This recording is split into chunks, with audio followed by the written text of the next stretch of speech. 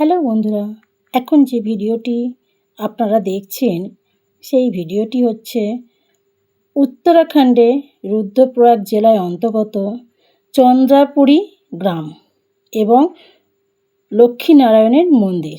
এই গ্রামের লক্ষ্মীনারায়ণের মন্দির, এই সেই লক্ষ্মীনারায়ণের মন্দির। কেদারনাথ যাওয়ার পথে এই গ্রামটি পড়ে। আমাদের সৌভাগ্য যে আমরা এই ইতিহাস সমৃদ্ধ মন্দিরটি দর্শন করতে পেরেছি।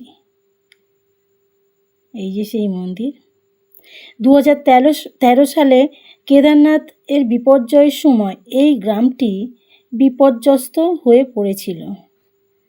এক সময় মন্দাকিনী নদীর তীরবর্তী এই গ্রামে প্রায় 400টি পরিবার বসবাস করত।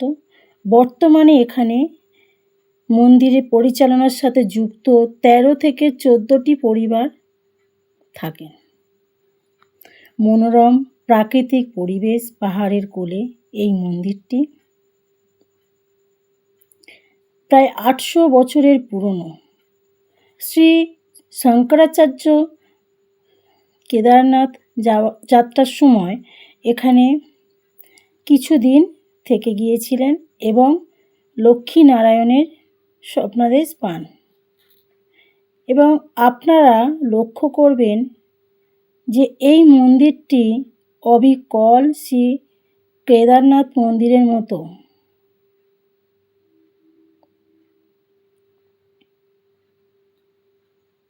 আমার তো খুব ভালো লেগেছে এই মন্দিরটি, এই জায়গাটি।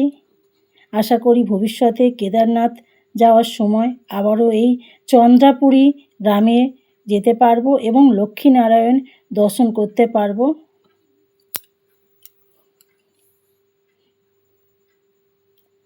নিচ দিয়ে মন্দাকিনী নদী বয়ে গিয়েছে। ঠিক এপার ওপারের জন্য একটা ব্রিজ আছে, যে ব্রিজটা আমি প্রথমেই আপনাদেরকে দেখিয়েছিলাম। খুবই সুন্দর মন্দিরটি। যতটা জানতে পেরেছি, মন্দির পরিচালনা করেন যে দাদারা বা যে বলতে পারেন যে ভদ্রলোকেরা, তাদের কাছ থেকে যতটা জেনেছি আমি আপনাদেরকে বললাম। যদি আমার এই যে দাদারা, এর সঙ্গে আমার হাজব্যান্ড আছে, হাজব্যান্ডের সঙ্গে ওনারা ছবি তুলেছে। আমার এই ভিডিওগুলি যদি ভালো লাগে লাইক, কমেন্ট ও শেয়ার করে পাশে থাকবেন। এই হচ্ছে মন্দাকিনী নদী।